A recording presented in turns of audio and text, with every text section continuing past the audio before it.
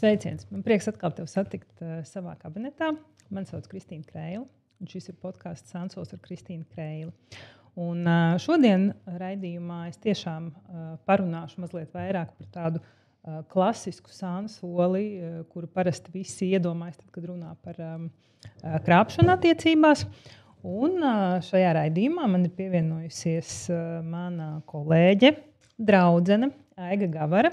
Un man prieks, ka es varēšu šo jautājumu ne tikai savā galvā un parunāties par to, kā un kas man liekas, bet ka mēs varēsim kopā parunāt par un ap šo tādu, es teiktu, arī mītiem apvīto jautājumu sansolas attiecības. Tāda grūta jautājuma, par kur baigi negribās runāt. Bet. Jā. Varbūt tad īsumā es, protams, varu par tevi pateikt, Aiga ir gan mana kolēģe, gan tepat, principā, aiz sienas strādā blakus kabinetā. Un kaut kur arī draudzenes tieši tad, kad mēs likām visu to tehniku, es tā aizdomājos, ka kaut kur bišķi tā sajūta ir tā kā bērnībā, kad citreiz spēlējās. Es nezinu, spēlējās tur, mēs ar draudzeni spēlējamies dokumentos. Ja? Un tā liekas, kā var tā būt, ka tu vari ar draudzeni arī runāt tā kā par profesionāliem jautājumiem, ja? Kad ir kopīgas intereses gan saistībā ar darbu, gan ārpus darbu. Un man liekas, ka tas tā baigi forši. Bet es labprāt dzirdētu, un varbūt tu pat vari iepazīstināt klausītājus, skatītājus, tad, kas tu esi, ar ko tu nodarbojies. Es ceru, ka es esmu draudzene, nevis kaut kā draudzene. Sorry, profesionālais kretīnisms, piesienos vārdiem. Bet es esmu arī geštalterapeite, tieši tāpat kā Kristīna, un mēs kopā mācījāmies. Un īstenībā, man liekas, esam tāds pierādījums, ka var draudzība izveidoties arī pieaugušā vecumā, jo pirms tam mēs vienu otru iepazinām psihoterapijas studijās. Un draudzība ir tādā ģimeņa līmenī, kas, man liekas, arī ir forši. Un jā, es domāju par sevi, ko vairāk. Strādāju praksē ar pieaugušiem, ar pusauģiem un nestrādāju ar pāriem. Mums ir sadalīts veiksmīgi abām sadalīt kabinetu un arī profesionāli. Jā, bet nosacīt, man jau liekas, ka tad, kad tu strādā ar pusauģiem, tu tāpat tiecies ar vecākiem, un tur jau tāpat tās pārattiecības arī ir redzamas. Jā, redzams viņas ir, bet tā daudzas ar viņām nestrādāja. Tikai iesaku iet meklēt palīdzību pie kāda profesionāļa, kas var palīdzēt ar šīm pārattiecībām. Jo, protams, tas ļoti, ļoti, ļoti ietekmē bērnus un bērnu problēmas, kas viņiem dzīvē ir. Jā, un man liekas vispār, es nezinu, cik bieži tev tavā kabinetā parādās jautājumi par sansoli. Bet es teiktu, ka es savā kabinetā diezgan bieži par to runāju ar klientiem. Un arī tieši gatavojoties mūsu šodienas raidījumam, burtiski aizvakar sociālos tīklos parādījās kaut kāds grafiks. Nav gan skaidrs īsti no kurienes, nezinu, vai tu redzēji, kur ir precētas sievietes, kas krāpja attiecībās. Bija tur tāds tā kā karte izveidot un tad sadalīts par reģionu. Latvija bija diezgan Latvijai bija kaut kādi 40%. Protams, tās diskusijas tur atkal karstas, ka, sievietes pret vīriešiem un par to, cik vispār tas jautājums ir, nav aktuāls. Kā tev liekas, vispār jautājums par sansoli ir aktuāls vai nav aktuāls? Nē, man liekas, viņš ir ļoti aktuāls, un es arī savā kabinetā sastopos ar šo jautājumu, strādājot pieaugušiem. Un īstenībā arī ļoti reti, bet ir arī ar pusauģiem saistībā ar viņu vecākiem. Un kādas ir bijušas attiecības, kad viņi ir ieņemti. Un, tas arī diezgan daudz ietekmē jau tādā neapzinātā līmenī. Jā, lai gan man liekas, ka ļoti bieži vismaz tas, ko var dzirdēt no pieaugušiem, ka viņiem liekas, ka tie bērni tur nekā nav iesaistīti šajos jautājumos. Jā. Tā gribētos sev mierināt, bet tas, kas tur notiek bērnā, viņi ir īstenībā ļoti iesaistīti un jūtas vainīgi un atbildīgi, ka viņi tur, tāpēc vecākiem tik sliktas attiecības. Viņi ir apgrūtinājums un tāpēc viņi dusmojās. Daudz un dikti, jo jaunāks bērns, jo lielāka interpretācija par to, kas notiek, sevišķi nestāst un nedalās un slēp kaut kādā ziņā. Jā, varbūt par to mēs varētu vēl kā bišķi vēlāk parunāt, bet vispār, ja tā paskatās, protams, ka tad, kad gan es gatavojos raidījumam atsevišķi un vispār par šo podcastu, un diezgan tāda pretrunīga tā informācija par to, kurš tad krāpa vairāk sievietes vai vīrieši, un cik vispār šis jautājums ir izplatīts un tā tālāk. Es nezinu, kā tu teiktu vai kā tu interpretētu? Jo es zinu, ka arī ļoti bieži un arī vēlāk mēs parunāsim, man ir jautājumi, ko iesūta klienti, un arī par ko cilvēki runā. Ka kurā brīdī tad es varu uzskatīt, ka šis ir bijis sānsols. Jā, tagad ir. Es arī palasīju, pagatavojos šodien. Un tagad ir arī tāds jauns termins kā emocionālā krāpšana, kas nav tikai seksuāla krāpšana. Un arī. Jā, tas ir liels jautājums, kurā brīdī tas ir sānsols. Tas, laikam, acīm redzot, katram pārim atsevišķi viņu interpretācija un kas kuram ir sānsols. Bet tas, ko es novēroju savā praksē, kad ļoti bieži sākas ar šo emocionālo krāpšanu un draudzīgām attiecībām, ja beidzot ir kāds, kas uzklausa, sieviete vai vīrietis, kur vīrs vai sieva mājās ir tik aizņemta ar bērnu rūpēm, darbiem un ko, ka mēs vispār savā starpā nerunājam. Tad beidzot man ir kāds, kas man uzklausa, un tur tad arī veidojas šī emocionālā tuvība, kas vēlāk arī pārauga seksuālā. Bet, protams, ir arī, kur ir vienkārši seks. Vienkārši. Ar vārdiem, tu arī vārdiem. Jā, protams. Jā, tāpēc, ka ir daudz diskusiju, man liekas, par to, kad es domāju, gan pašu cilvēku vidū, ko man būtu grūtāk piedot, nebūtu, kas ir lielāks pārkāpums vai vairāk sāp, emocionālā vai seksuālā. Bet tas, man liekas, ko es arī redzu gan savā praksē, gan arī tas, kas ir dažādos materiālos, ka pa lielam, man liekas, tas, ko tu teici, ka nav jau tik būtiski, vai tā ir bijusi emocionālā, vai tā ir bijusi seksuālā, cik lielā mērā. Tas vairāk tāpat ir stāsts par to, par ko mēs vispār esam vienojušies, kādas mums katram ir, uzskatu vērtības, ko mēs kā pāris definējam, kas priekš mums ir krāpšana. Kurā brīdī sāks kaut kas, kas ir ārpus tā, par ko mēs esam vienojušies. Jā, bet neviens to nedefinē attiecībās. Cilvēks būtu tā. Lai gan it kā būtu forši to nodefinēt, bet savā ziņā arī tā jocīgi sākt runāt attiecību sākumā tā. Ja tad kas priekš tevis ir krāpšana un kas priekš tevis un ko es tev nekad nepiedošu. Un vienmēr jau saka, ka nekad nepiedos, bet paldies Dievam, statistika rāda arī kaut ko citu, kad nav gluži tā, ka nepiedod un var piedot, un es tam ticu, ka var piedot, tā kā tas ir. Tāds, Bet tev liekas, ka tas tā jocīgi attiecības sākumā vienkārši arī, ka palasa tur kaut vai tredos un Twitterī mūsdienās tā tālāk. Un, man liekas, mūsdienās jau ir tā, ka cilvēki vispār bezmaz vai iet uz pirmajiem randiņiem, jau var sagatavot jautājumu listi, kādas ir tavas bērnības traumas, kāda ir tava iepriekšējo attiecību, tā kā fuck up, jā, un ko mēs darīsim tad un tad, kaut kur mēģinot nodrošināties, kad mēs jau startā izdarām maksimāli visu. Pa lielam liekas, lai vienkārši pasargātu sevi no kaut kā, ko mēs tāpat tur varam tālāk piedzīvot. Jā, un tā jau tie cilvēki startā tā atklājās. Tieši tāpat kā terapija atnāk un viss stāst uzreiz. Bet tā nav? Nē. Ir bišķi jāies visiem terapeitiem, ne? Un es domāju, arī tajos pirmajos randiņos mēs jau tur atnākam ar maskām un ar kaut kādiem visādiem solījumiem un nezinu ko vēl, bet tad, kad ir reālā dzīve, tad ir bišķi kaut kas cits. Un tāpēc man liekas, to, kas ir tā krāpšana, es nezinu, varbūt tev lielāka pieredze, bet nonāk līdz tam jautājumam, tad, kad jau tas ir noticis.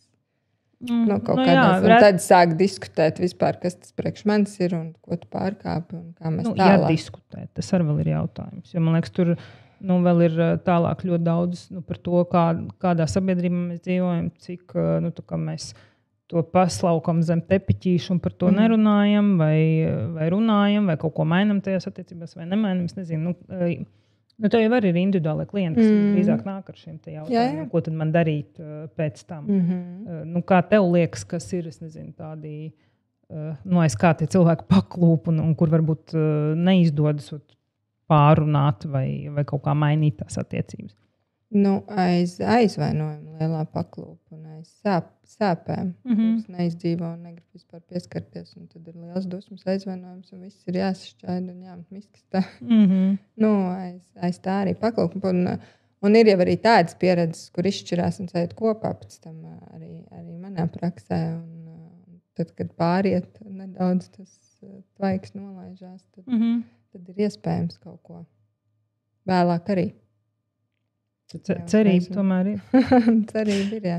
Nē, tāpēc, kad ir ļoti daudz, arī tajos iesūtītajos jautājumos, arī, kaut kādās, nezinu, pieņemsim, man Instagramā, kur tad, kad runā par šo tēmu vai kaut kādos kursos, kur cilvēki, tā kā, ļoti tā kategoriski apgalvo, nē, ja tas ir noticis, ka tur vispār, ka tas ir tā kā saplīsis trauks, kur savu būt nevar. Jā. Un tas ir, jā, tādi cilvēki arī ir, bet es nezinu, cik tas ir tā. Jo man vispār liekas, ka krīzes ir forša vieta, kur augt. Un, ja jau tas ir noticis, tad tur acīm redzot kaut kas bija, kāpēc tur parādījās tas trešais cilvēks. Lielākoties ir kaut kādi iemesli pašā pārī, par kuriem pieņem, ka tu vari vainot. Jā, ja vien tur jau sākotnēji tās attiecības, kas ir izveidotas, varbūt ir uz kaut kādām, es nezinu, jocīgas bāzes veidotas. Ka respektīvi, ka tās attiecības jau pašas par sevi varbūt nav tās veselīgākās un kaut kā, tur nav tās mīlestības. Tur varbūt kaut kādi citi apsvērumi, kāpēc mēs tās attiecības esam izveidojuši. Bet tu tici, ka tomēr to trauku var salabot. Jā, es ticu, jā. Un tagad arī es domāju, labi, tie trauki ir kaut kādi dizaina trauki, kuriem ir tās iezīmētas, tās laustās, it kā salīmētas. Bija pat vesela kaut kāds novirziens Japāņu. Jā. Tagad neatceros, bet tagad, kad tu sāki runāt, es atceros, kur ar to zeltu viņi. Jā, un man liekas, ka tas tā skaisti un piedod vērtību. Labi. Skaidrs, ka mums kaut kur arī tas tāds, nezinu, profesionāls kretinisms. Mums tiešām liekas, ka krīze ir lieliski iespēja augt. Un kad no tā var tā kā kaut ko foršu. Bet tā ir. Jebkura krīze, ne jau tikai krāpšana, bet jebkuras grūtības tā kā norūda cilvēku. Tā ir. Jā, norūda. Kaut kur, es domāju, ir arī dažas, kas varētu arī salauzt. Jā. Jautājums, ko es tikai pēc tam ar to... Ko es daru ar to, bet savā ziņā tas palīdz augt, attīstīties. Bez tā, man režisori bija ielikusi tādu interesantu jautājumu par to, kā geštāla terapija lūkojas uz Sansoli un ko tieši geštāla terapijā, kā tad strādā ar šo te jautājumu par Sansoli. Kā tev liekas? Es protams, padomāju par to, ka geštāla terapija, man liekas, ir ideāli piemērota šo jautājumu risināšanai, tāpēc, ka geštāla terapija tomēr koncentrējas uz tādu apzināšanos, uz atbildības uzņemšanos, uz to kontaktu, kas man ir ar otru, un kas tur ir noticis tajā kontaktā, ka tur ir kaut kas tā kā sačakarējies. Un uz vajadzībām, kas ir tas jau skaidrs, ja es nevaru apmierināt savas vajadzības attiecībās esošajās, tad arī tas ar pēc geštāla terapijas ir dzīve, ir lauks un tos savas vajadzības tu vari apmierināt. Jautājums, kur? Un ja nevar tur, tad ej kaut kur citur. Un tas arī bet tas arī būtu mana atbilde. Es ar par to jautājumu domāju, tā būtu mana atbilde par to, kad atrast tās, kas tur notika tajās attiecībās, kas pietrūka, kas bija vajadzīgs, kas tev bija vajadzīgs, kas otram bija vajadzīgs. Un no tā nevis no vainošanas, kurš tagad vainīgs, vai tikai es esmu atbildīgs, vai tikai tu esi atbildīgs, bet kopā jau veidot tās attiecības. Un kaut kas tā tad tur nebija. Un man liekas, par ko varbūt arī aizmirst, ka tas jau nav pat jautājums par to, vai mēs turpinām šīs attiecības, vai neturpinām. Ka tas, tāda pašanalīze ir vērts, jebkurā gadījumā man pašam priekš sevis pirmām kārtām, kas tur notika, un arī, man liekas, svarīgi to, ko tu saki par to vainošanu, ka neiekrist gan sevis vainošanā, pieņemsim, ja es esmu tas, kuru kāds ir piekrāpis, ja, un neiekrist atkal otra vainošana, tādā nevienā no tām galējībām, bet noteikti katram pašam kaut kā nonākt pie secinājumiem, ja kaut kādas tādas pašanalīzes, kas ar mani tur notika, kas ar otru tur notika, un kā tas mūsu attiecībās izpaudās. Kaut kas drīzāk par to.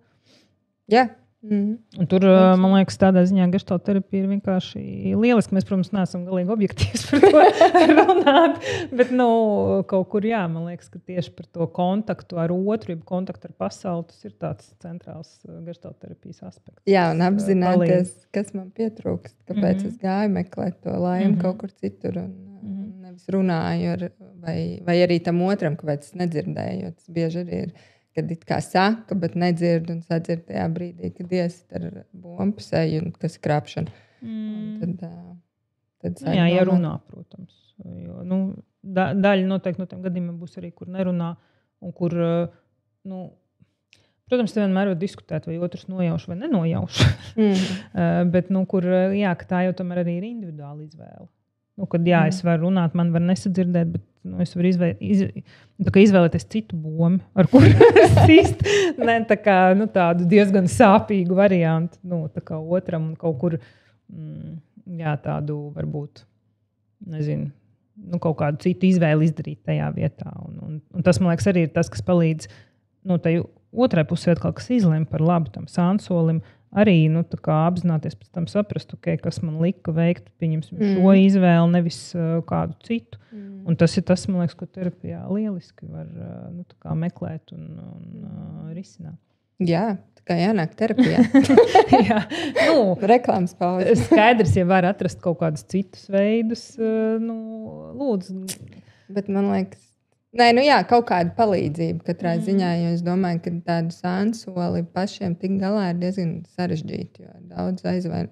Pirmkārt, viņš jau nenotiek no zila gaisa, tur kaut kas apakšā ir bijis tie aizvainojumi. Tad aizvainojums sānsoli pašvērtējums, kas tajā brīdī krīt tam, kurš ir piekrāpts. Tur daudz aspektu, kur, man liekas, ir diezgan grūti pašiem tikt galā. Vienalga, kas tā ir palīdzība, vai tas ir coach, vai tas ir mediātors vai psihoterapija, bet kāds profesionāli. Nemaz nerunāju par to, ka skaidrs, ka tur ļoti bieži var būt arī vispār mana uzticēšanās, cilvēkiem, pasaulē, vispār kopumā, kā šis ir iedragājis, nav iedragājis, cik man vispār ir sākotnēji bijis, jo man liekas ļoti kaut kāda tāda vēl viena izteikta pazīme, kas ceļš, ko var novērot sociālos tīklos, ir ļoti bieži tā vainīgā meklēšana, un tad tur parasti sadalās polaritātēs. Ja ir viena, kas apmēram saka, acīm redzot, tu kaut ko ne tā darīji, un tāpēc tas otrs tā izdarīja, tā nosacīta upuru vainošana, ja? Vai arī otrādi, tā nosacīta varmāks vainošana, ka tas jau ir tāds, nezinu, kurš, vai tā jau ir tāda, ja, kur savādāk nemaz neprot. Tā kā mēs neskatāmies, nezinu, to kopā, man liekas, tas ir tas, kas citreiz iztrūkst no šajos stāstos. Kad mēs sadalāmies vienā vai otrā pusē, tad atkarībā no tā, ko mēs katrs tur, nezinu, vispār domājam par dzīvi, par kaut kādām vērtībām un tā tālāk. Kad tu būtu darījis kaut ko savādāk, tad tas tā nebūtu noticis. Jā, bet attiecības jau veido divi un kaut kur noteikti. Es starp citu arī palasīju pētījumus šorīt par to, par piesaistes stiliem, kāds ietekmē, un tas jau arī ir izpētīts, ka tie pieaugšie, kuriem ir izvairīgais piesaistes stils vai trauksmainais, tie diemžēl iekrīt šajās lamatās, jo viens tāpēc, ka vajag autonomiju un vispār nemāk veidot emocionāli tuvas attiecības, un tad tādā veidā grauj viņas, lai tikai nesatuvotos, un otrs ir aiz tās trauksmes, aiz tā, ka es neesmu drošs, es nezinu, vai šīs attiecības būs drošas, neusticos. Un meklēju jau kaut kur citu pie mazākā strīda vai mazākajām grūtībām. Tā kā tur ir tāds diezgan, man liekas, ko cilvēki tā kā neapzinās, ka tur ir ļoti liela buķete, kas to visu ietekmē. Sākot jau no bērnības un esošajām attiecībām. Bet ko man darīt? Šī tāda buķete ir, tad vispār jānolaiž rokas. Un, ko man tur kaut kāds terapeits var līdzēt? Var, ne? Kāda tev statistika? Nē, man liekas, ka var. Skaidrs, ka man liekas, tur arī tieši tā geštalterapija ir forša tajā, kad es veidoju šīs attiecības arī ar terapeitu, un caur to jau es varu, kaut vai mēs runājam par tiem pašiem piesaistes stiliem. Terapeitiskās attiecības jau ir domāts tam, lai mazliet pārveidot šo manu ierasto kaut kādu to veidu, kā es esmu attiecībās. Vēlams uz to drošo pusi, ko tieši tajās terapeitiskajās attiecībās var izdarīt. Skaidrs, var, protams, arī mēģināt to izdarīt attiecībās savā dzīvē, bet tur ir jābūt diviem diezgan apzinātiem cilvēkiem, kas kaut kā ļoti tā apzināti pieiet tām attiecībām un spēj turēt telpu viens otram un spēj kaut kā nebūt emocionāli iesaistīts. Man liekas, ka tas reāli tādās ārpus terapeitiskās attiecībās nav baigi iespējams. Man arī liekas, ka nav. Viens ir tādās ideālās, ja tur nezinu, kad viss ir droši un viss ir bet tad, kad ir kaut kādas krīzes, tad, man liekas, tas vispār nav iespējams. Tajās vietās, jo īstenībā jau tajās krīzēs ir svarīgi, ka tu sadzirdi mani, tas otrs sadzirdi mani, un tad, kad man sāp, vai tad, kad es esmu dusmīgs, un ieraugu to, bet tur parasti aizbrauc kaut kas melns priekšā, un sākas vienkārši cīņa. Zini, es uzreiz tā iedomājos, kad skaidrs, ka mēs te sēžam divas sievietes, divas sievietes terapeits, pēc tam vēl draudzenes, bet es domāju, gan jau tev arī nāk klienti vīrieši, man arī nāk klienti vīrieši, un tad man tāds arī kontroversāls jautājums, kā tev liekas, kuram ir grūtāk pārdzīvot krāpšanu, sievietē vai vīrietim? Oh my God, es nepalasīju tādu pētījumu. Man subjektīvi. Arī, ko tu esi dzirdējis, es domāju, arī no klientu pieredzes. Man liekas, ka vīrietim. Tāpēc, ka tur lūst lielais ego un vīrietim arī no tādas, tu pateici klientu pieredzes, man, tur ir uzreiz spridzina viss, kas ir, un nebūs nekas vairāk, un viss ir, vismaz manā pieredzē, ka sievietes kaut kā tomēr mēģina pavārdu saglābt vēl. Varbūt tur ir tā pakļaujošā sievietes daba. Kāds varētu teikt, ka sievietes vienkārši ir pakļāvīgākas un kaut kā nav tik, nezinu. Sievietes vienkārši ir emocionāli spēcīgākas. Ne fiziski. Ja šito uzrakstu ieliks un tevi noēdīs bez sāls. Jā, tagad man nebūs nevienu vīriešu klientu. Nē, griez ārā. Es atceros, kad es nezinu, kur es to lasīju, bet kaut kur man liekas, ka tas lielā mērā raksturo to, ka viens, protams, ka pārdzīvo visi. Man liekas, tā ir tas kaut kāds tāds stereotips, kad, nezinu, kādam ir vieglāk vai kādam ir grūtāk, pārdzīvojums jebkurā gadījumā un ievainojums ir pilnīgi visiem. Skaidrs, ka arī tas būs ļoti individuāli, kāds tā kā kuram, bet, un es tad nepateikšu avotu, bet to, ko arī esmu lasījusi, ka sievietēm šis sānsols ir vairāk par attiecībām, bet vīrietim tas ir par viņu personību. Un ka tāpēc, to, ko tu teici par ego, ka tāpēc vīrietim ir grūtāk pārdzīvot, jo tas grauj vispār viņa kaut kādas visas pamats, kur sievietes vairāk tieši par to attiecību, par to miedarbības pusi, un tāpēc viņas spēja vieglāk pārdzīvot, kāpēc es saku tāpēc, ka realitātē skaidrs, ka tāpat arī sievietes pašapziņa cieši. Un, tas nav tā vienkārši izsverams, vīriešiem ir tā, sievietēm ir tā, un mēs tomēr katrs cilvēks esam savādāks, bet kaut kur ir tāds, gan ir pētījumi, gan arī ir kaut kādi tādi, ja pastāst no tādām reāli, kaut kādām reālām situācijām, kur tie vīrieši ir gatavi vairāk uzspridzināt un pateikt teitu, un ir grūtāk varbūt panākt pretī un pārkāpt, un nedod Dievs, ja es esmu panācis pretī, un tas notiek atkārtot, tad tas ir vienkārši. Jā, un es domāju, ka tas ir pat, kaut kā klausoties tevī par tiem pētījumiem, kaut kur tas varētu būt, es nezinu, es neesmu tiešām lasījis, ka tas varētu būt saistīts ar sāncensību savā starpā, ka es zaudēju vienam alfa tēviņam, viņš paņēma manu medījumu, un ka tas ir kaut kas tāds. Labi, bet konkurence jau sieviešu vidū var tomēr. Jā, bet man liekas... Apsties, tu sākumā piesējies vārdam, es arī piesējos tev vārdam, bet tam atpakaļ. Tā ir reāli. Mēs vairs nepiesienamies, ok? Jā, mēs esam kviti, jā. Okay. Nē, ir, jā, bet kaut kas, man liekas, tur arī ir par tādu vīriešu spēku, un tomēr cīnās tur vairāk. Nē, ir jau avoti, kas saka, kad stiprais dzimums ir sievietes.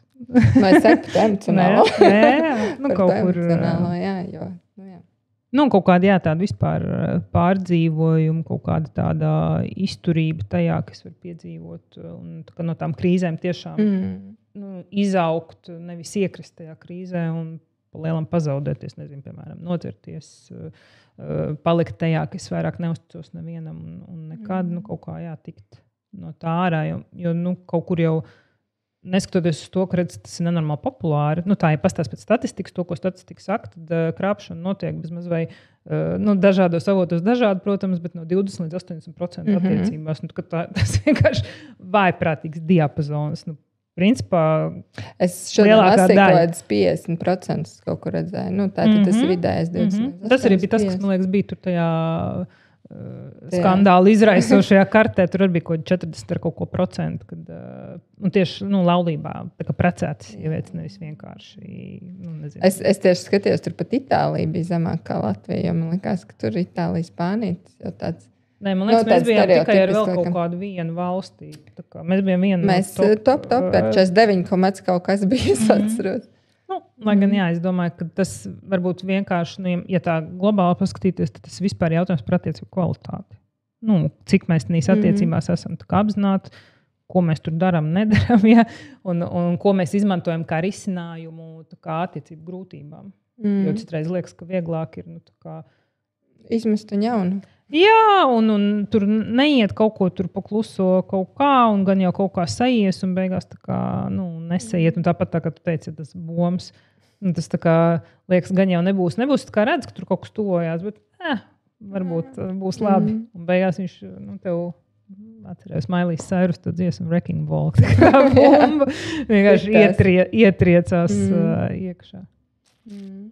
Man ir viens tāds stāsts, es arī pirmajā raidījumā pāris stāstus nolasīju, varbūt nolasīšu, nezinu, tad kaut kādas, pirmās sajūtas, kas tev ir, kā tu nokomentētu, mēs varam pēc tam pārunāt. Skaidrs, ka tie stāsti ir ļoti daudz un dažādi. Man liekas, plus mīnus visos ir kaut kādi tie vadmotīvi gan par to vainas sajūtu, gan par tām sāpēm, ko mēs nodaram. Bet, es izlasīšu. Tātad, es krāpu savu vīru 3 mēnešus ar savu labāko draugu, kurš arī bija precējies. Sanāk, ka es ne tikai krāpu savu vīru, bet arī meloju savu draugu sievai. Un šīs nodarbības iemesls joprojām pats cenšos saprast. Ja manā stāstā var būt kāda žēlstība, tad tā ir šī, ka es atzinu visu, gan savu vīru priekšā, gan savu labākā draugu un mīļākā sievai. Nodevu viņai visas ziņas un attēlus, kas joprojām bija manā īpašumā, un joprojām tā kā atceros viņas seju. Kad es viņai pateicu, un arī savu vīru seju, kad es viņam pateicu par krāpšanu, tā paliks manā atmiņā uz visiem laikiem. Un tajā brīdī es sapratu, uz ko es esmu spējīga. Un tā nebija laba sajūta. Viņš to nebija pelnījis, un es gatavojos darīt visu, kas manos spēkos, lai dziedinātu viņu un arī sevi. Es sāku apmeklēt terapiju jau 4 dienas pēc atzīšanās un sāku lasīt visu, ko atradu par neusticību. Tās iemesliem un to, kā palīdzēt vīram atgūties, pašai nekrītot kaunā, bet veicinot progresu gan personīgi, gan arī manās attiecībās. Es nevarētu teikt, ka esam dziedēti, bet mēs esam daudz labākā vietā nekā pirms 5 mēnešiem, un man ir liels cerības uz to, ko mēs veidojam no jauna. Mūsu jaunās attiecības nav tik spožas kā iepriekš, bet šoreiz mēs fokusējamies attīstīt attiecības sākot no pamatiem. Jo viņš ir pelnījis man labāko versiju, un viņš to saņems.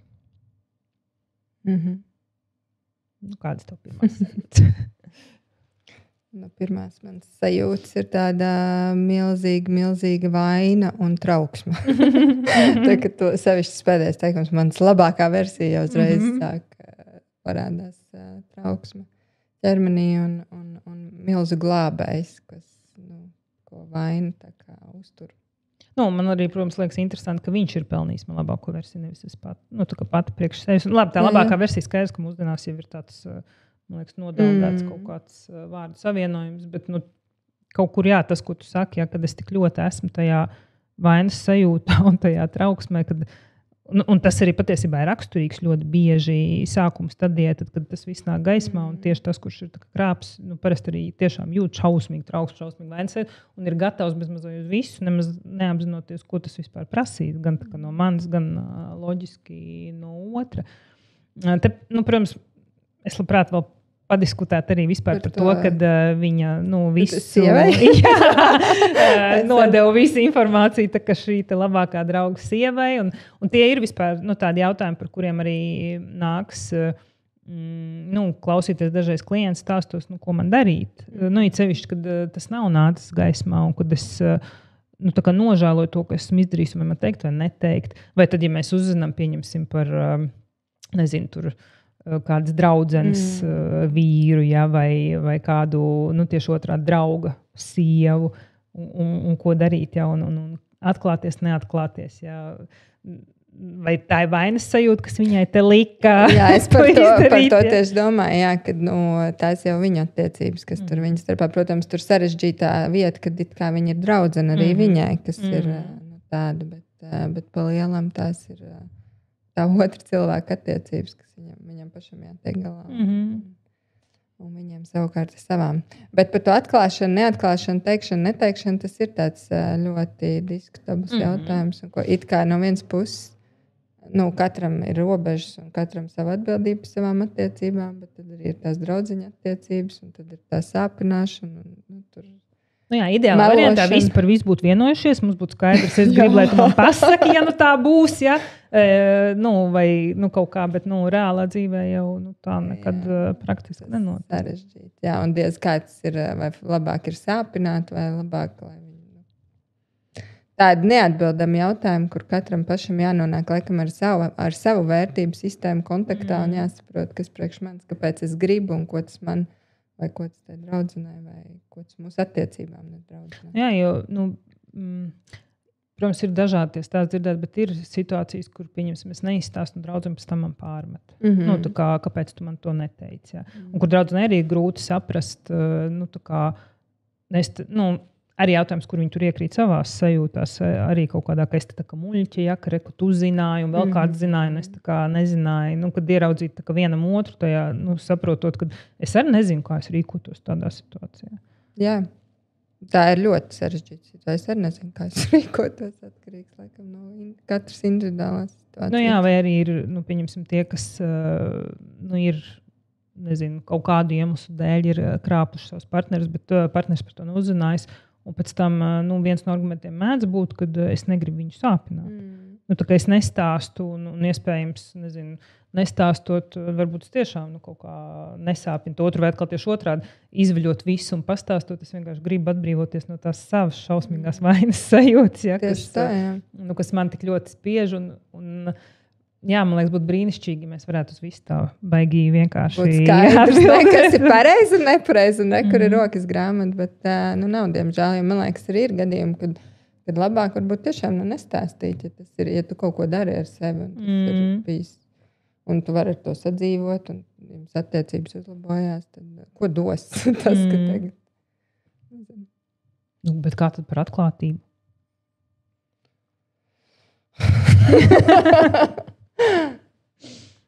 Jā, ideālajā pasaulē viss ir atklāti un viss stāsta. Man liekas, tas svarīgākais ir, kādas ir tās attiecības pēc tam, un vai es kaut ko apzinos no tā sānsoļa, vai kāpēc es izdarīju tādas izvēles, vai izdarījusi kaut kādas konkrētas izvēles, un tad tālāk no tā var arī atspērties. Vai teikt, vai nē. Man liekas, nav tāda pareizā, nepareizā. Ne draudzeņa gadījumā, ne vīra, drauga, sievas.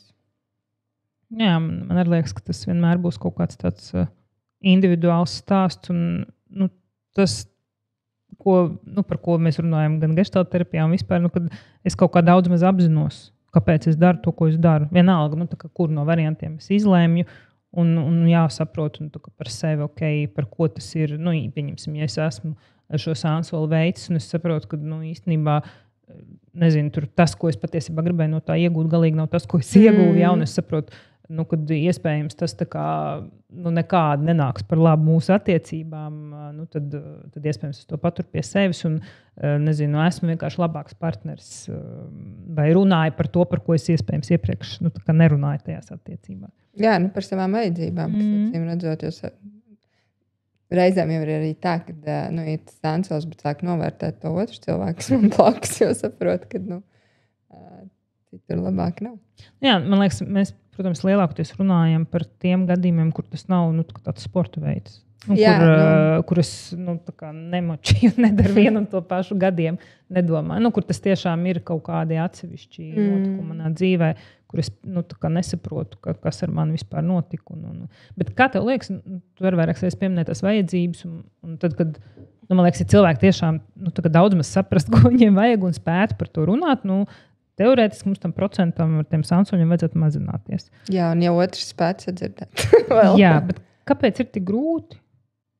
Tāpēc, kad nesaprot, ko vajag, jo dzīvo sabiedrības kaut kādos konstruktos, kā ir vajadzētu, kā ir pareizi, tas, ko mēs te runājam, ka nav pareizi, nepareizi. Un balts melns, tāpēc, kad bērnībā nav ļauts kaut ko apzināties just, bet vajadzēja tā kā vecāki un tur vispār pazūd, ko es gribu, kā es gribu, kas ir manas vajadzības. Nu, tāpēc, ka daudz ir dzīvots priekš citiem. un pazūd es, un kas es esmu, un ko es gribu. Nu, tā būtu. Kāpēc tev liekas? Nu jā, kaut kur, es domāju, gan tas, gan arī, mēs varbūt mazāk šodien runājām par kaunu, bet es domāju, ka tur ir ļoti daudz arī par kaunu, kas ir gan šis sabiedrībā iegūtais, gan kaut kāds vispār, ka es drīkstu atļauties, ka es, nezinu, ka es arī esmu tā kā cilvēks ar tām savām, jo mums jau nav it kā grūti runāt par tām vajadzībām, es nezinu, es gribu ēst, man tur karjerā gribas par tām, jo mums it kā nav. Emocionālajām vajadzībām. Jā, bet un lielākoties tieši par tām, kas ir kaut kur tādas mūsu iekšējā uztverē, neadekvātas pēc kaut kādiem parametriem, vai sabiedrībā nepieņemams. Kaut vai par to pašu, tādu, man liekas, mītu, kas ir, kad ja es mīlu otru, un ja viņš mīl mani, es nekad uz citiem nestīšos. Piemēram. Un tad nedod Dievs, es eju pa ielu, un man ir blakus ir tas mans mīļotais cilvēks, un es ieraugu, ka tur pretī nāk diezgan tāds izskatīgs, uzrunājošs vīrietis, bet nedod Dievs, es pirmkārt piefiksēšu, ka es to kaut ko sajūtu, un nemaz nerunāju par to, ka es to varētu atklāt otram, ka reku. Vēl jau ir stāsti, kur otri neļaus, ka man ir arī tādi stāsti, kur ko tu iedomājies, tu skaties citām sievietēm, un tas ir pat tādu pašvērtējumu vispār kopējo. Un kādām bailēm arī, kad ja skatīsies, kas tur notiks. Jo, principā, jau būtu forši, kad mēs varētu gan spēt nomierināt to partneri tajā vietā. Jā, ko es ieraugu, cik skaisti sieviete, vai es ieraugu, cik tāds uzrunājuši vīrietis, nezinu, tur skaisti runā vai kā, un kaut kas man tādā aspektā uzrunā, bet nestraucies, to man es pats foršākais. Es tā kā esmu kopā ar tevi. Bet, man liekas, ka mums tur, es teiktu, visai sabiedrībai kopumā trūkst prasmju vienkārši spēt gan tā kā ienest sevi, gan parūpēties par to otru, un tam otram pieņemt to partneru un arī kaut kā nepazust kaut kādos savos, nezinu, tur. Spēt parūpēties par sevi arī otram, kaut kāds tāds, ne tikai man par otru, bet arī tam otram vienkārši par sevi. Pašam par sevi, neiekrist kaut kādā. Kad visi, ja pastījās uz kādu citu cilvēku. Tas... Vai pafantazē par kaut ko, ka tas arī ir kaut kas ārprāts. Nē. Tad... Jā, protams, te varētu plaša diskusija par porno skatīšanu, bet vienkārši tas arī ļoti bieži parādās kaut kur gan jautājumos, gan, kad, pieņemsim, vai porno skatīšanās ir krāpšana. Man liekas, katram individuāli. Man pirmā atbild nē. Bet es ticu, ka ir kādam, kam šķiet, ka ir. Bet atkal, tas ir jautājums. Protams, nerunāt par to, cik vispār porno vajag, nevajag un tā tālāk, bet kā es vispār pats, cik es droši jūtos par to, kad pat ja mans partneris, nezinu, paskatīsies uz kādu citu vai kādu reizi paskatīsies kādu porno, ka tas tā kā neapdraud mūsu attiecības. Man liekas, ka tur ir tāda arī diezgan liela tēma mūsu sabiedrībai par tādu sevis pašapziņu tādā plašākā nozīmē, jo man liekas tas, ko arī Sansos gadījumā, par ko ļoti bieži runā, vienalga vīrieši vai sievietes, bet par to, ka manā vietā izvēlējās kādu citu vai aizgāja pie kāda cita, un ka tas automātiski nozīmē, ka ar mani kaut kas nav kārtībā. Jā, Sansos ļoti ietekmē pašvērtējumu un to, kā es sev vērtēju. Jā, bet ja es tajā vietā bišķi esmu stabilāks, tad varbūt tas man arī mazāk trāpa tieši šajā. Skaidrs, ka tas ir ievainojums tā tālāk, bet ka es zinu, ka man ir mans unikālais komplekts, un tev ir tavs unikālais komplekts, un ja kāds gribēs, nezinu, to tavu komplektu, tad gribēs tavējo, bet es zinu, ka arī manam komplektam ir diezgan ok. Trāpīs jau tāpat. Skaidrs. Bet ne tik dziļi varbūt, un tā atgūšanās nebūs gluži tur, kad reanimācija, bet pietiks ar bišķīt 2 dienas slimnīcā un var ārā iet. Jo man liekas, ka te ir liela tēma arī par kaunu, tieši saistībā Sansu. Kāpēc varbūt citas vajadzības ir kaut kā vieglāk ienest, un par viņām varbūt bišķi vieglāk runāt, arī emocionāliem, bet viss, kas ir saistīts ar kaut kādu tādu, nezinu, manām kaut kādām vēlmēm vai manām kaut kādām fantāzijām, man kaut kādu, neadekvātu. Kāpēc es to tā pēdiņās? Tāpēc, ka, kurš tad nosaka to standarts, kas ir vai nav adekvāti? Tā ir tiešām tikai mūsu darīšana, kamēr tas, nedara pāri kādam, vai neapdraud kopējo kaut kādu sabiedrības, stāvokli, un tikmēr mēs savā mazajā mikrokosmosā vienojamies par to, kas mums ir ok. Jā, ja var vienoties un var par to runāt, bet tajā kontekstā par fantāzijām vēlmēm tur noteikti ir runa par kaunu. Tas nav pieņemts un nav. Jā, kaut vai es nezinu, es savā bērnībā, tā nedaudz atklāšos, es, man liekas, neredzēju, ka man vecāki skūpstītos kādreiz, vai tad kur tur vēl par kaut ko vairāk. Jā, vai tur mīļotos manā klātbūtnē. Tā kā apskautos glāstītu vai ko. Kas ir kā tāds vispār basic normāls. Tā kā tas ir normāla lieta, kam būt. Bet, nezinu kā tev, bet es to neredzēju. Un tad, kad es sāku iet savā terapijā, tad es apzinājos, es neesmu vispār neko tādu pieredzējis. Jā, un man liekas, tas kauns arī par to, arī tad, kad ar mums notiek. Jo arī, kāpēc viss tur sašulmējās, kad ap 50%. Tā taču nevar būt, ka 50% sieviešu krāp, vai tā nevar būt, ka tur, 50% vīrieši. Tāpēc, ka mēs jau arī par to nerunājam. Šī nav tēma, par ko labprāt cilvēki gribētu nākt un stāstīt. Tad, kad ierakstīju Instagramā, ka es aicinu pāris padalīties savu pieredzi, nepieteicās tieši neviens. Kur ir tie 50%? Tieši tā. Un tas jau var saistīts ar kaut kādu tādu kaunu, ar kaut kādām tādām stigmām, ka tas kaut kā, viens liecina par kaut kādu mūsu attiecību kvalitāti, kaut kur liecina, tā kā no otras puses tā ir tieši tāda pati cilvēciska pieredze, kā es nezinu, kur citu, ko mēs savā dzīvē piedzīvojam. It kā jā. Bet? Bet es tev padomāšu, kas par bet. Tur ir kaut kāda tā sajūta, kad es esmu izgāzies. Vienalga, vai es esmu tas, kurš ir krāpis, vai es esmu tā, kur ir piekrāpta. Kad es kā sieviete vai kā vīrietis izgāzies. Un to atzīt tā publiski, nepubliski, man liekas. Lai arī esam tikuši cauri un tagad viss forši. Bet tas ir tāda atzīt to, ka neesmu perfekts šajā perfektajā pasaulē, kur viss ir perfekti un visiem viss ir skaisti sociālajos tīklos.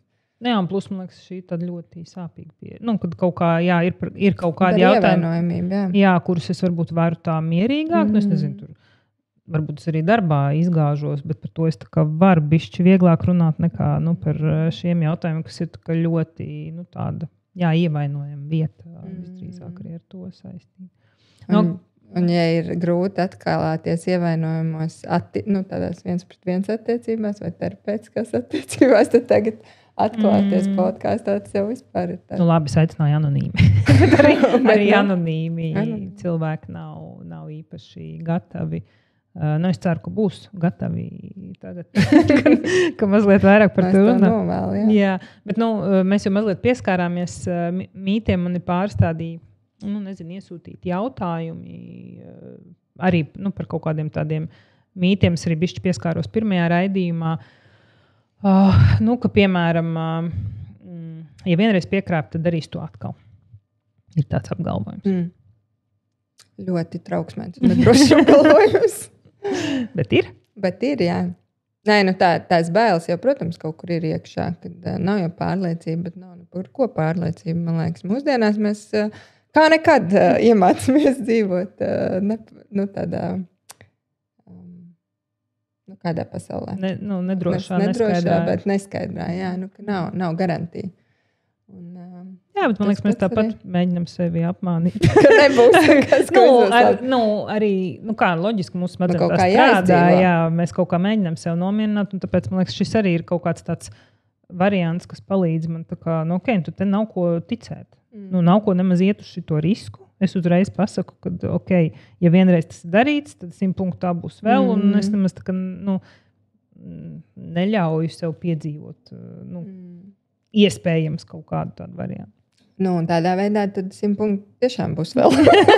Jo kaut kas ir jādara tajā vietā. Ja tas ir noticis, tad kaut kam jāmainās attiecībās. Nu, vai es noslēdzu, un es vienkārši neveidoju attiecību. Nu, jā, tad gūs apstiprinājumu, ka tā arī ir.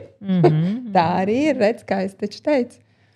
Bet, man liekas, ka ja pāris strādā kopā un arī individuāli, lai saprastu, kas tur notika un ko es varu mainīt, tad tas nav.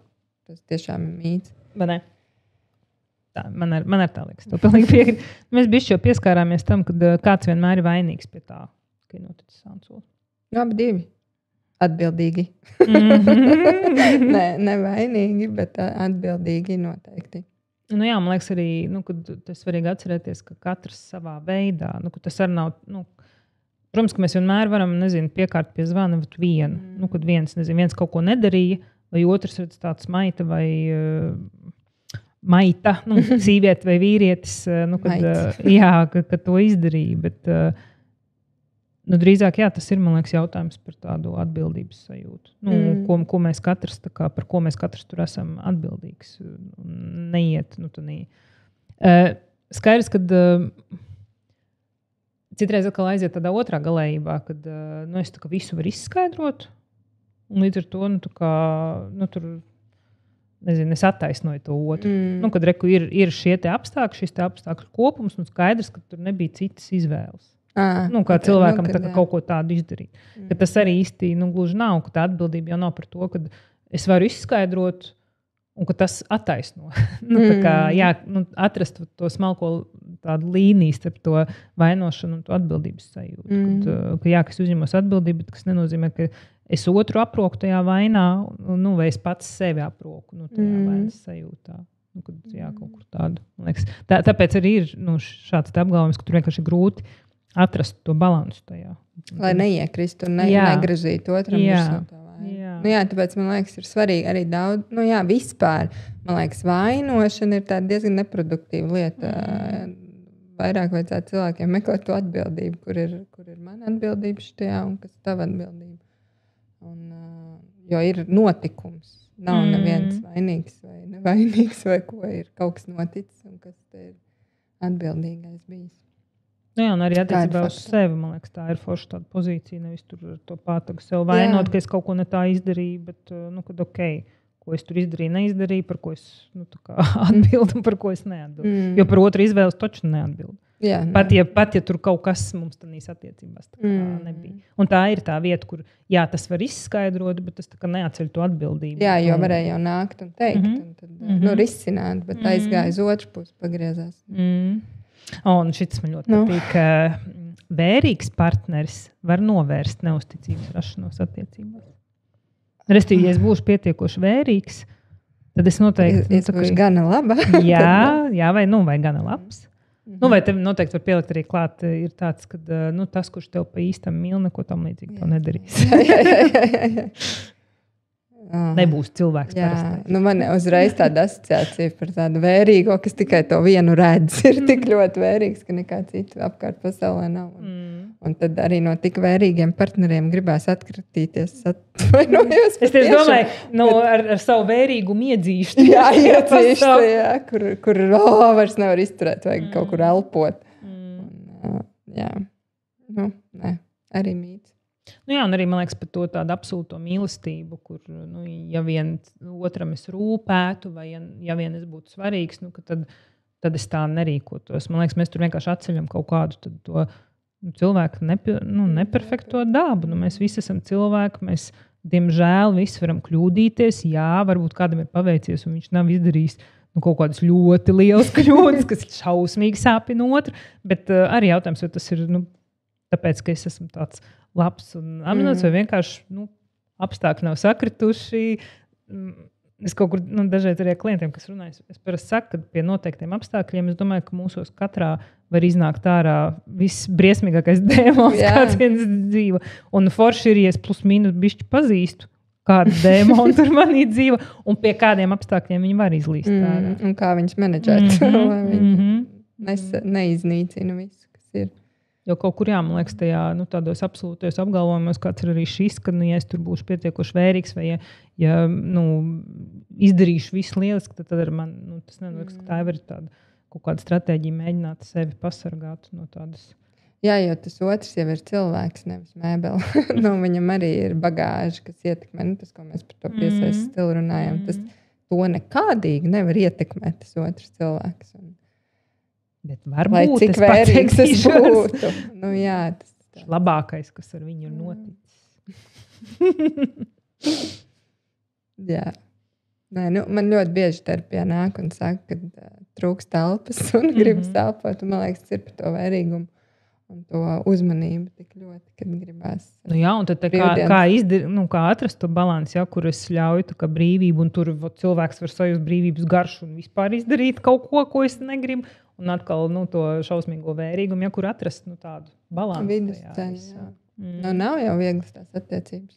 Nav arī rokas grāmatas. Nav gan. Kā ko. Jā. Bet jāmeklē tas balans. Tā, kas te vēl ir tāds, kad Sansols kā personiskās brīvības paplašināšana. Man bija nesen viena saruna, man ļoti patika, un es vēl joprojām par to domāju. Tieši saistībā ar Sansoļiem un varbūt tieši ar šo te apgalvojumu, ka Sansols kā personiskās brīvības paplašināšana. Kā pirms, 100 gadiem, varbūt bišķi vairāk, 150. Attiecības veidoja kā tādas ekonomiskas savienības, kaut kādas politiskas, tai ģimenei ar to ģimeni, lai tur būtu labs turpinājums tā tālāk. Un vismaz tāpēc nostāstījumus, ka mēs neesam tur bijuši, mēs neesam dzīvojuši, bet vīram mierīgi varēja būt mīļākā, vai, tur iet uz prieka māju, darīt to, ko viņš grib. Un sievietēm arī ļoti bieži bija romāni ārpus tām laulības, partnerattiecībām. Ja? Un toreiz tā saruna aizvirzies tajā, kā mēs esam nonākuši līdz tam, kad tagad tas izrādās kaut kas tāds ārkārtējs. Ja? Kāpēc nevarētu vienkārši, reku ir mans galvenais partneris, ar kurus veidoju, tur ģimeni, dzīvoju un tā tālāk. Un tad ir kaut kādi gadījuma pasākumi ar dažādiem citiem cilvēkiem, jo kaut kur tas ir arī mūsu dabā. Un, tāpat kā mēs ejam uz dažādiem restorāniem un ir viens mans mīļākais restorāns, ka šeit arī mēs tā kā, varētu taču šādi dzīvot. Mhm. Bet dzīvo jau tā arī. Jā, kaut kur tās poliamorās attiecības ir it kā atbild uz to, bet tur jau nemaz viss tik vienkārši nav. Jā, es nezinu, man nav pieredzes, bet es pieļauju, ka nav tik vienkārši. Nezinu, ko šeit komentēt, bet būtu vieglāk dzīvi vienkārši. Nedomāju, gan man noteikti. Manai personībai nē. Manai es neesmu acīm redzami tik drošā piesaistē augus, lai visam uzticētos un spētu kaut kā. Nē. Man liekas, man jau jautājums arī par to, mēs jau ļoti bieži romantizējam. Ka tur arī, ka tas bija baigi tā kā vieglāk, ka mums ir šī tāda savienība un tad ārpusē. Bet tad tos tādas cilvēciskos pārdzīvumus jau, es nezinu, no dažādu filozofu laikiem mēs varam skatīties, ka tie pārdzīvumi jau kur nemainās cilvēkam. Kaut kādi tie jautājumi par cilvēku dabu, par to, kā, sadzīvot ar kaut ko, ar ko man ir grūti sadzīvot. Par kaut kādām pamatvajadzībām, kas no emocionālajām, kas noteikti netiek apmierināts tajās attiecībās, un tas tāpat ietekmē tālāk visu. Un vienās attiecībās arī nevar. Šī diskusija bija saistīta ar to, ka mēs no partneriem mūsdienās prasām pārāk daudz. Mēs vienās attiecībās nevaram dabūt visu to, ko mums vajadzētu. Un tāpēc, kaut kādus risinājumus, kāpēc, dejot uz pulciņu mēs varam iet ar citu partneri, ja? Bet, pieņemsim, seksā mēs tā kā nevaram dažādus partnerus. Es nezinu, ko šeit teikt. Man liekas, ja kādam tas ir ok, tad jau var, bet man liekas, ka man tas nebūtu ok. Tāpēc, man liekas, ka, protams, ir grūti atrast to kompromisu, lai abiem diviem attiecībās varētu apmierināt vēlmes un vajadzības viens otru nesāpinot, bet kādam kaut kas jāzaudē. Un nevar visu iegūt, bet jā, es ticu, ka ir pāri, kam ir ok. Vai vismaz pietuvoties kaut kam, man liekas, ja mēs atmetam to perfekcionismu un to, ka mums ir jābūt kaut kādās ideālās attiecībās, tad tas, ko mēs varam izveidot daudz maz labas attiecības. Un ka tas jau ir ok. Iespējams, mums katram būs kaut kāda savi ierobežojumi. Viņi vienkārši ir. Pat neskatoties to, ka visur tiek apgalvots, ka mēs varam visu, un visi var visu. Nē, mēs katrs tomēr tieši tā mūsu kaut kāda pieredze, mūsu audzināšana, mūsu tā sociālā vide, viņi nosaka to, kā, jā, mēs varam noteikti paplašināt kaut kādu to savu zonu, kurā mēs darbojamies, bet tomēr mums katram būs kaut kādi ierobežojumi, visticamāk. Un tad, man liekas, tas, kaut kur domājot par šo diskusiju, ik pa laikam atgriežoties, tas, cik tālu es priekš sevis noformulēju, ka tas vienmēr būs mans individuālais jautājums. Kāpēc man ir svarīgi, es nezinu, palikt šajās attiecībās un tad neizmantot visas tās citas iespējas. Ko es lieku uz svaru kausiem nosacīt, kas ir, vai es gribu, nezinu, šo te atvērtās partnerattiecības, jo man tā brīvība un kaut kāda, nezinu, tā piedzīvošana, ko es tur piedzīvoju, ir tik nenormāli svarīga, kad man nav tik būtisks šīs te vienas, nezinu, galvenās. Poliamorās attiecības tāpat ir viens galvenās, ja. Bet kaut kur, jā, ka svarīgi, ka mēs abi divi, jā, daudz maz, varam vienoties par to, kāpēc mums tas svarīgi, kas atkal atgriežas pie kādām vērtībām un kaut kādām vajadzībām, kuras tad mēs tajās partnerattiecībās apmierinām. Jā, galvenais runāt un atrast kaut kādu kompromisu. Lai gan, tu zini, ja mēs 3 gadus dzīvojam Azerbaidžānā, nedaudz, labi, tur nav šāda tipa attiecības, bet kaut kas tur ir tāds aizvēsturisks tajās ģimenes attiecībās, un ka vīriešiem ir vairākas mīļākās, un sievietēm arī ir jautājums, vai viņi zina, vai viņi runā par to tik atklāti, bet, jebkurā gadījumā visi zina, ka tur kas tur, kuram tur kas notiek. Tur tāds tukšums jūtams tajos cilvēkos, un tur nav emocionālais siltums, un tur tās attiecības, lai gan it kā ģimene ir vērtē, bet tās tieši sievietes vīriešu attiecības ir tādas tukšas. Un arī sievietēm tā, jā. Jo, man liekas, tās tuvās attiecības jau palīdz atklāties, saprast sevi attiecībās, runāt par kaut ko, bet ja tev ir 5, ar kuriem tu tur bišķi kaut ko parunā, aizēja seks un vakariņas un dāvana, tad tur neveidojās tā vispār. Personība arī neatverās, neattīstās un kaut kur iestrēgst. Man liekas, ka kaut kur tas jau ir šāda tāda bēgšana bišķi no tuvām attiecībām. Tā ir varbūt, jā, tā ir. Kad mēs it kā uzliekam to izkārtni, ka tā ir mana brīvība, bet patiesībā, jo, es arī esmu, tu esi ilgstošs, skaidrs, ka ir jābūt kaut kādam argumentam, kāpēc ir vērts mūsdienās, tā kā palikt tajās ilgstošajās attiecībās, un tiešām tas, kaut kādus tos, nezinu, tādus jēluma atklātības līmeņus, ko tu vari piedzīvot ar to vienu cilvēku, tā kā lobot nost, ka tas iespējams, nekad nav iespējams, es nezinu, ar 100 dažādiem partneriem. Lai gan var jau būt, kad mēs nezinām. Jā, mums gribas domāt, ka sanāk, nē. Jā. Bet, es domāju, ka tas ir par tādu briedumu un personības un spēju atvērties un saprast sevi un veidot tās emocionāli tuvās attiecības. Tas īstenībā ir ļoti skaisti, kad ir kāds, kas kaut ko zina par tevi, kuram var paraudāt, un kurš uzklaus, un kurai var paraudāt, un kas samīļo. Ka redz arī tos tavus vājās. Jā, un tos ievainojumi. Tu ievainojumi tos dēmonus, par ko mēs runājam. Kad kaut kur ir kāds, kurš mani ir redzējis tādu, kādai man pašai ir bail arī no sevis. Jo, man liekas, tad, ja mēs ejam tajā dziļumā ar to partneri, tad loģiski tur būs ļoti daudz tādas ne īpaši patīkams lietas, ko es uzzinu par sevi, ko es uzzinu arī par otru, un tad kā saturēt šo tādu cilvēcisko nepilnīgumu, ja tā var teikt. Man liekas, ka tas vispār tāda pieredze neatsverama, kaut kas tāds, kur mēs pietuvojamies kaut kam varbūt tādam, nezinu, dzīvošanas cilvēku kodolam, kas varbūt tādās vienkārši virspusējās attiecībās vispār nav iespējams piedzīvot. Jo, man liekas, ne par vēl tu pieminēji to tukšumu. Ka kaut kur, neskatoties to, ka varbūt tādās attiecībās ir grūti un ka mēs ejam cauri šīm dažādām krīzēm, un Sansos arī ir viena no grūtām krīzēm, ko mēs tā kā piedzīvojam, bet ka tur ir iespējams piedzīvot kaut ko baigi foršu rezultātā. Jā, ir. Jā, tas bija interesants jautājums. Pāris jautājumus vienkārši apkopoju, ko ir iesūtījuši man dažādi sakotāji dažādos laikos. Un te pieņemsim, ir kāda veida cilvēkiem ir lielāka iespēja veikt sānsoli. Es domāju, par Big Five, par tām personalitīm, kad tur ir kaut kāda ekstraverti. Jā, un atvērtība varbūt jaunai pieredzē. Ja tur ir kaut kāda augstāka tie rādītāji, var būt, bet es atklāt sakot, neesmu skatījusies. Vai tāds pētījumi, tāds saistība. Zemāks labvēlīgums. Lai gan, jā. Vēl man ienāca prātā ar tādām narcistiskākām iezīmēm. Tiem ir lielāka iespējamība. Bet es nezinu, tas tādas pirmās idejas, bet tur būtu jāpaskatās pētījumi. Vēl es noteikti domāju, ka neapzinātiem cilvēkiem. Kur nesaprotu, ko viņi dara.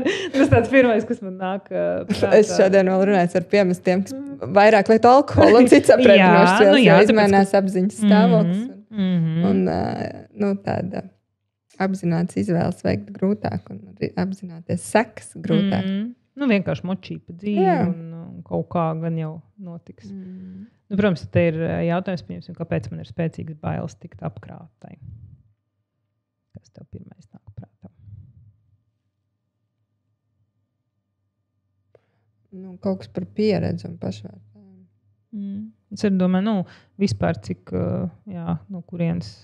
Ja tas bailes, ja mēs vispār paskatāmies bērns, tad, kad piedzimst, viņš jau, ja mēs paskatāmies uz maziem bērniem, viņi diezgan tā kā droši. Viņi iet visu kaut kur un dara visu kaut ko, un principā tas ir pieredzes jautājums. Visdrīzāk man vispār uzticēšanās pasauli un uzticēšanās cilvēkiem, un tad vēl, protams, jautājums manas attiecības ar maniem vecākiem, ar pretējā dzimuma vecāku.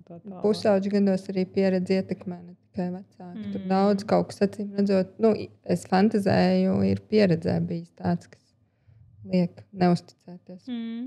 Jā, un te arī uzreiz nākamais jautājums ir, kāda kā mūsu bērnības pieredze, vai kāda var būt loma mūsu bērnības pieredzēm tajā, vai mēs veicam sānsoli un kā uztveram sānsoli. Tas, ko mēs minējam, tie piesaistes stili ir pirmais, kas nāk, jo tas, vai mēs veicam un kā uztveram, Es nezinu, man uzreiz pirmais nāk prātā, nezinu, ja man ir vienalga vai tētis vai mamma ir kaut kā ir tikuši krāpti un tas tiek tā kā normalizēts. Es nezinu, tāpat kā tu par Azerbaidžānu stāstīji, ka tur tiek normalizēts, kad, nezinu, tētim ir, mamma ir un kad, līdz ar to man ar tas liekas kaut kas normāls. Jā. Arī kaut kādā ziņā, ja ir bijis pieredze ar tētu un mammu, jā, ir es kaut kur pazaudēju. Katrā ziņā, kad ir tai bērnības pieredze, ir liela loma, ir saistība ar to, kā mēs, vai mēs veicam un kā mēs to uztveram. Es domāju, ka tas noteikti ir, kaut kur kādam tas būs vairāk, kādam būs mazāk. Pašvērtējums, ko tu minēji vienā brīdī, ja ir jau tas tā sajūta par sevi kā vērtību, un kas ir mans stiprās puses, tas ļoti nenogalina. Tas arī noteikti ietekmē. Arī kaut kur aizdomājos to, ko mēs runājām, kad, vīrietim tur grūtāk iespējams pārdzīvot, kad īstam vecim, sievietes, tā nedarīs, vai atkal sievietēm, tur draudzenes, pieņemsim, padalīšanu, bet tā jau attiecībās tā kā ir, kad tas vienkārši ir jāpieņem. Jā, vīdes starp citu, kurā arī ļoti ietekmē vīdi. Te tāds arī forši jautājums, man liekas, ka mēs jau bišķi pieskārāmies un tu runāji par to, tad, kad mēs runājam par to vērīgumu, kaut kur par partneri, kurš ļoti tā kā ciešā sapērina to. Te jautājums, vai krāpšana var būt neapzināts protests pret to, kas mēs esam kļuvuši attiecībās ar partneri. Noteikti. Pat gribas teikt daudz, lielākoties gadījumos, nezinu, cik neapzināts, bet noteikti, jā. Es domāju, neapzināts noteikti tajā, kad es nesaprotu, kad es to daru tāpēc, ka īstenībā, mūsu attiecībās man neapmierina tas, kā mēs, bet, man arī liekas, ka... Vēl ir tāda arī, vai tu vēl mani mīli, kad pārbaudīt, cik ļoti cīnīsies par mani, kas ir jau tāds ļoti trauksmīgs piesaistes stils. Nu, kad pat ja šitā izdarīšu, vai tu tāpat mīlēsi un būsi, kas ir tāds. Tie, kas ir gatavi iziet uz risku. jā.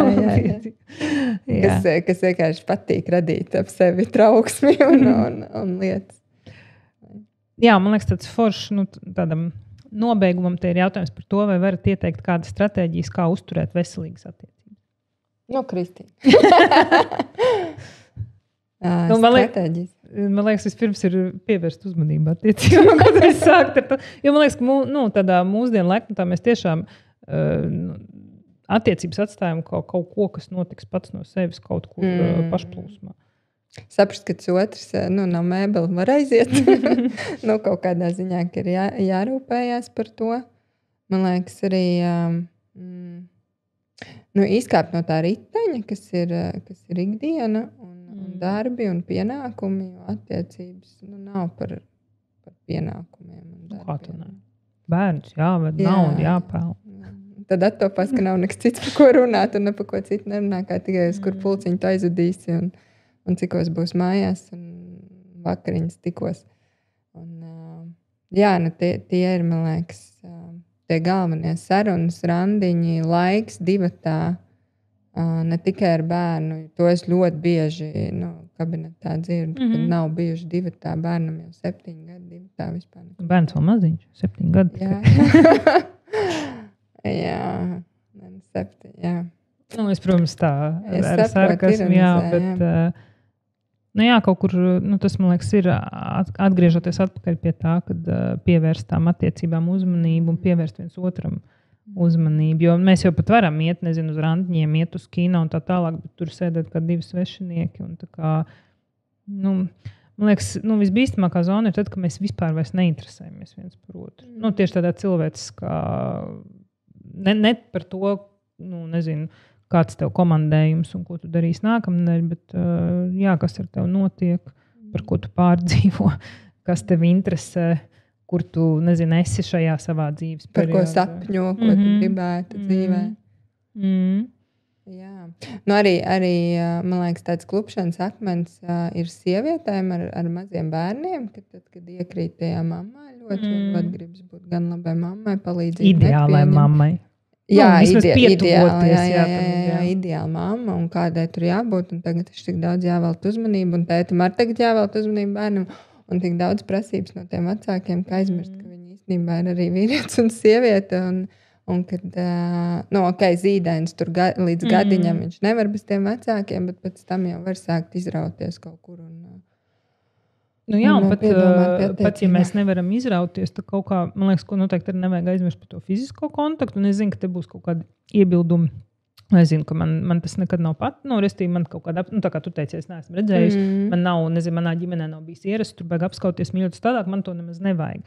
Es tā kā apšaubīju. Tas, ka man nav tādas pieredzes un ka es iespējams neprotu nemaz būt tajā tuvībā, tajā apskāvienā, tas ir cits jautājums. Bet tas, ka tas fiziskais kontakts, nezinu, kaut vai tāda rokas iedošana, vai apskāviens, vai buča, arī pēc, nezinu, 5, 10 un 15 gadiem kopā, un plus vēl, tas ir foršs piemērs arī tiem bērniem, kuri skatās piemērs bērniem, kā attiecības veidot. Jo, man liekas, varbūt tu bišķi var vairāk pakomentēt, tā kā tu ar pusauģiem arī strādā, bet man liekas, tajā, kur mēs izlasam visu kaut ko, kā un ko mums pareizi ar bērniem darīt tā tālāk un kā mums viņus ir jāaudzina, mēs aizmirstam, kad visvairāk jau viņi mācās no tā mūsu piemēra, ko mēs tagad darām. Es domāju, tad, kad tu arī tiecies ar pusauģiem un kad tu jautājies, nezinu, par attiecībām, no kurienes viņi ņem to informāciju. No vecākiem viņam tās attiecības. Jā, tieši tā, cik viņas ir cieņpilnas, cik nezinu, kā viņi redzējuši, kā risina konflikts vai nerisina konflikts, vai vispār konflikts nav, kas ir tāds interesants arī, protams, jo viņi jau mācās, vai ja ir tās attiecības, kur ir daudz konfliktu, vecāku konfliktu, emocionāli, fiziski vardarbību, tad vai tas bērns izvēlās tādas pašas stratēģijas ar emocionālu vardarbību, manipulācijām, konfliktos, pēc tam ar savu otro pusīti, vai arī pilnībā izvairās no konfliktiem. Aiziet pretējā, jo tie konflikti ir bieži tik neizturami viņam kā bērnam, ka viņš tā kā vispār nekonfliktē. Viss kārtībā, manas vajadzības nav, kuras vēlāk izlīdīs. Tāpat tās kaut kādā gadījumā. Tā kā tas attiecības ļoti, tas kādas mums kā pārim ir attiecības, ietekmē to, kā bērns veidos attiecības vēlāk. Un pat ja mēs neesam vairs kopā, man liekas, kas ir no mazsvarīgi. Jā, vēl jau vairāk, ja mēs esam šķīrušies. Jā, vēl jau vairāk šķiršanās procesā vai, ja netiek galā ar kaut kādām krīzēm, jo tas trakākais ir, ka vecāki sāk viens otru vainot bērnam, ka tā mamma ir slikta, tēvs ir slikts, un tur vienkārši tur ir, jau jebkurš bērns mīl vecāks, un viņš grib, lai vecāki mīl viņus, un vecāki mīl viņus, bet tur ir baigi svarīgi pie tās šķiršanās, jo ne tik ļoti traumatizē pats šķiršanās process, kā tas, kāds viņš ir bijis. Un pēc tam tās attiecības jau ļoti bieži jau ir labāk, lai vecāki izšķirās pie kaut kādām toksiskām attiecībām. Tam bērnam tas veselīgāk nekā viņi cieš abi divi tajās attiecībās, bet pēc tam ir normāls mamma un tēvs, ja viņi spēj neuztiept virsū savas problēmas, jo tās ir pieauguši cilvēku problēmas, kur bērnam vispār nav jāzina pa viņām īstenībā. Un tas ir vēl viens vecāku klupšanas akmens, kur stāstīt bērnam par savām problēmām ar tēti vai mammu. Nezinu, meklēt draugus, draudzenes, terapeitus. Jā, man liekas, šis arī tad iet zem tā, zem tā jautājuma, ja, kāda stratēģijas, lai uzturētu veselīgas attiecības, tā kā apzināties sevi, kas ar mani notiek. Es domāju, vienalga, vai tas, ka mēs esam kopā vai atsevišķi, bet parūpēties par to, lai pirmkārt mēs katrs individuāli piedzīvojam tādu dzīvi, kas man liekas forša. Un pat, ja man tur ir kaut kas, nezinu, attiecībā uz otru, ko aizvainam, tā tālāk vienalga, vai mēs esam kopā, vai mēs esam atsevišķi, bet kad es tad ar to kaut ko daru, nevis atstāju to, kā tādu, es nezinu, miskasti, kurā ir jāpiedalās arī, pieņemsim, manam bērnam. Bērni viņi tīri, parasti viņi nāk, ir arī tāds meme vai kas, kur vecāki stum ratiņus, un viens otram saka, tev jāiet terapijā, sēž bērns ratiņos, ok, es iet terapijā. Tā ir realitāte, kas ir manā kabinetā, kur ļoti bieži vecākiem īstenībā vajadzētu, bet bērns to streb jārā. Jā, un kaut vai, ja ne kopā, tad mēs sākam vismaz katrs ar sevi. Jo man liekas, ka ir ļoti svarīgi, ka mēs, protams, katrs piedzīvot individuāli tādu dzīvi, kas mani daudz maz apmierina. Es nedomāju kaut kādu ideālu dzīvi, bet tādu, kas man daudz maz apmierina, un tad arī kopā izveidot kaut ko, kas mums daudz maz apmierina.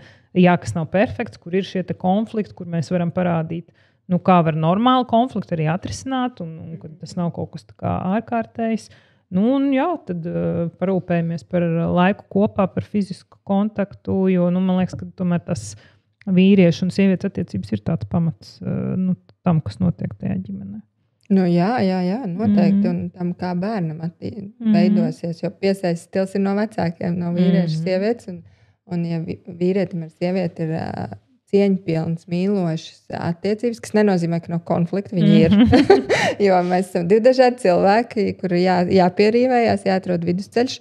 Tad arī bērns jutīsies droši runāt par savām vajadzībām, savās attiecībās tālāk, un tas ir ok.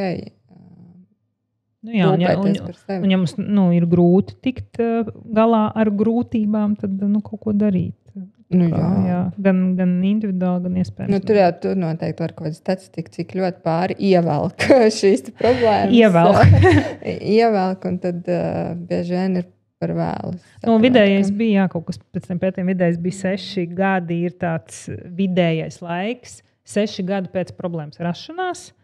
Bet to, ko es novēroju praksē, es teiktu, tas ir vēl ilgāk. Es pieļauju, ka tas ir atkarīgs, kurā valstī ir veikts tas pētījums, tad uz citiem neatceros, bet es pieļauju, ka iespējams, ka tā ir Amerika, tie 6 gadi pēc problēmas rašanās. Bet es teiktu, ka vidēji ir vēl ilgāk. Ka mēs tiešām, mēs esam diezgan izturīgi šī ziemeļu daļā. Jā. Līdz ar to mēs varam tā kā, diezgan ievilkt un, ja tie, pieņemsim, 10 gadi, piesaisteni jau ir izveidojušies. Es tie visi pamat kaut kādu mehānismu bērnam ir jau izveidojušies. Tur jau ir kaut kāda bagāžiņa izveidota, ar ko tad visdrīzāk, nezinu, pēc tam nāk pie tevis uz kabinē. Tā kā jā. Man liekas, vēl tāda ja tādos 3 vārdos, tad tā ir tāda mīloša atsaucība, kādā būt vienam pret otru. Un ja man individuāli kaut kas traucē būt mīloša atsaucība gan pret sevi, gan pret otru, tad man ir vērts iet kaut ko risināt un darīt. Un ja savā starpā mums ir kaut kādas grūtības, ir vērts iet risināt un darīt. Jā, noteikti. Un ieklausīties tajā otrā, kad viņš saka, kad ir grūtības. Pamēģināt sadzirdēt, jo tā ir tā lielākā problēma. Jo bieži vien jau saka, tas viens pret otru saka, ka viss kārtībā. Vai es mainīšos un nekas nemainās. Un tad iet un neatteikt to, kad aicina otrs no partnerē iet meklēt profesionālu palīdzību, jo tas neko sliktāk noteikti. Atsaukties tam aicinājumam, lai arī cik grūti, jo man liekas, ka bieži jau tas, kas traucē, ir, ka es negribu iekrist savā vainas. Es tieši, tu zini, es gāju dzīvesprieka skolā, improvizācijas teātrī, un tur ir princips, viens no galvenajiem principiem ir teikt, jebkam, ko partners saka, jā un. Līdz ar to nevis jā, bet. jā un vispār jā. Tev ir jāsaka jā, un tad tu vari kaut ko menedžēt. Līdz ar to novēl teikt jā un jā, super. Mēģinam, un tad jau skatīsimies, kā būs. Jo aiz un var kaut kas loģisks. Jā, bet pirmkārt ir, tas jā nav tikai tāpēc, ka pateikt jā, bet arī darīt to, ko tas partners piedāvā. Tā ir tā atsaucība. Kā atsaukties tam otrā aicinājumam. Man liekas, ka tā ir tāda forša lieta, ko paņemt no tās improvizācijas, jo mēs bieži vien sakam nē, dažādām lietām, no kā bail, kas ir nezināms, un kur, protams, kad iet uz terapiju vai meklēt palīdzību, tur ir bailīgi. Tā nesevišķi ķomulīgi. Bet pateikt jā. Tad jāredzēs, kas tur. Super. Ir vēl kaut kas, ko tu gribās piebilst? Pateikt? Nē. Pagaid, jā. Jā, un man ļoti patīk pie tevis paciemoties blakus kabinetā. Jā, un pasēdēt kaut kādā savādākā izkārtojumā. Man arī liels paldies tev, ka tu piekriti tādai avantūrai un esi gatava ar mani bišķi parunāt par diezgan tādu vienkāršu tēmu. Un man liekas, ka šis te jā un ir lielisks ieteikums, kurus ceru, ka visi sadzirdēja un paņems. Šis bija podcasts Sansos ar Kristīnu Kreili, kur es aicinu tevi aizdomāties, padomāt, paklausīties par īstām reālām attiecībām, kuras nav perfektas, bet ir pietiekoši ok, un kurās mēs piedzīvojam visu, ko vien attiecībās var piedzīvot. Un, ja tev ir kāds stāsts, un iespējams jūs abi divi esat gatavi ar šo stāstu padalīties, kā jūs esat tikuši pār kādām grūtībām vai piedzīvojuši sānsoli, kādas cita veida grūtības attiecībās, atnākt padalīties anonīmi vai iespējams publiski ar šo stāstu, tad noteikti raksti man Instagramā e-pasts kristina@kristinekreili.lv un tiekamies nākamajos raidījumos. Tā!